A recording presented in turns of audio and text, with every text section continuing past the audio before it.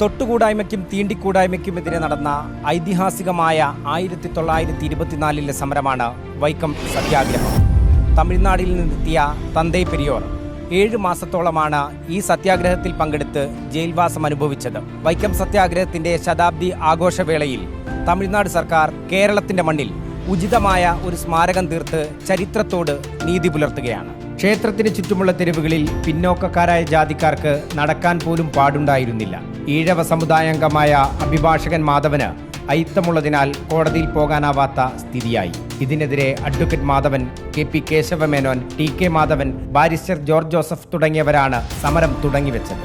Thiruvithamkoor police പ്രതിഷേധിച്ചവരെയെല്ലാം arrest ചെയ്തതോടെ സമരം നിന്നു പോകുന്ന സ്ഥിതിയായി. ആ സമയത്ത് അന്നത്തെ തമിഴ്നാട് കോൺഗ്രസ് പാർട്ടി അധ്യക്ഷനായ തന്തൈ പെരിയോറോട് സമരം ഏറ്റെടുക്കണമെന്ന് കത്തിലൂടെ ആവശ്യപ്പെട്ടു. 1924 ഏപ്രിൽ 13 വൈക്കത്ത് പെരിയോർ എത്തി. പെരിയോറെ രാജാവ് അതിഥിയായി ക്ഷണിച്ചപ്പോൾ ക്ഷണം നിരസിച്ച് പ്രക്ഷോഭത്തിന് വന്നതാണെന്ന് മറുപടി. സമരത്തിന്റെ ഭാഗമായി പെരിയോർ ആദ്യം 1 മാസവും പിന്നീട് 6 മാസവും ജയിലിലായി.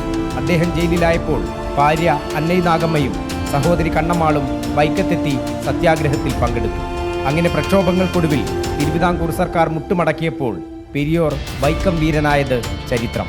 8,14,00,000 രൂപ ചെലവിൽ തമിഴ്നാട് സർക്കാർ കേരളത്തിന്റെ മണ്ണിൽ തന്തൈ പെരിയോർ സ്മാരകവും ഗ്രന്ഥശാലയും ഒരുക്കി കഴിഞ്ഞു. തമിഴ്നാട് മുഖ്യമന്ത്രി സ്റ്റാലിനും കേരള മുഖ്യമന്ത്രി പിണറായി വിജയനും ഒന്നിച്ച് ശതാബ്ദി ആഘോഷത്തിൽ സ്മാരകം പൊതുജനങ്ങൾക്കായി തുറക്കുമ്പോൾ അത് സാമൂഹിക നീതി ചരിത്രത്തിന്റെ മറ്റൊരേടാകുന്നു. MM Ragesh, reporter, Kottayam.